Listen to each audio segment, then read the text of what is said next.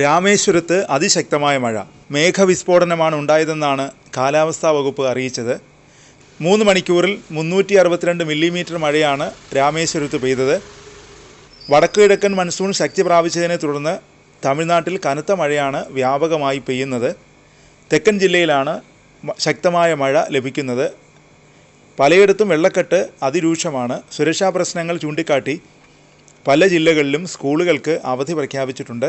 തിരുനെൽവേലിയിൽ കഴിഞ്ഞ 2 ദിവസമായി ശക്തമായ മഴയാണ് പെയ്യുന്നത്. കനത്ത മഴയെ തുടർന്ന് എല്ലാ സർക്കാർ സ്വകാര്യ സ്കൂളുകൾക്കും ജില്ലാ കളക്ടർ ബുധനാഴ്ച അവധി പ്രഖ്യാപിച്ചിരുന്നു. തൂത്തുക്കുടി, തെങ്കാശി ജില്ലകളിലും അവധി പ്രഖ്യാപിച്ചിട്ടുണ്ട്. രാമനാഥപുരത്ത് സ്കൂളുകൾക്കും കോളേജുകൾക്കും നൽകിയിരുന്ന അവധി നീട്ടി. തിരുവായൂരിൽ കളക്ടർ സ്കൂളുകൾക്ക് അവധി പ്രഖ്യാപിച്ചു. കാരയ്ക്കൽ ജില്ലയിലും കളക്ടർ സ്കൂളുകൾക്ക് അവധി പ്രഖ്യാപിച്ചിട്ടുണ്ട്. കേരളത്തിലും മഴ മുന്നറിയിപ്പ് നൽകിയിട്ടുണ്ട്. സംസ്ഥാനത്തെ 7 ജില്ലകളിൽ വരും മണിക്കൂറുകളിൽ മഴ സാധ്യതയുണ്ടെന്നാണ് കേന്ദ്ര കാലാവസ്ഥാ വകുപ്പിൻ്റെ അറിയിപ്പ്.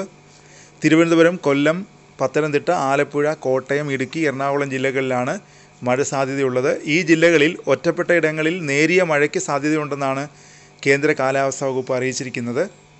കേരള, ലക്ഷദ്വീപ് തീരങ്ങളിൽ വ്യാഴാഴ്ച വരെ മത്സ്യബന്ധനത്തിന് പോകാൻ പാടില്ലെന്നും കേന്ദ്ര കാലാവസ്ഥാ വകുപ്പ് അറിയിച്ചു.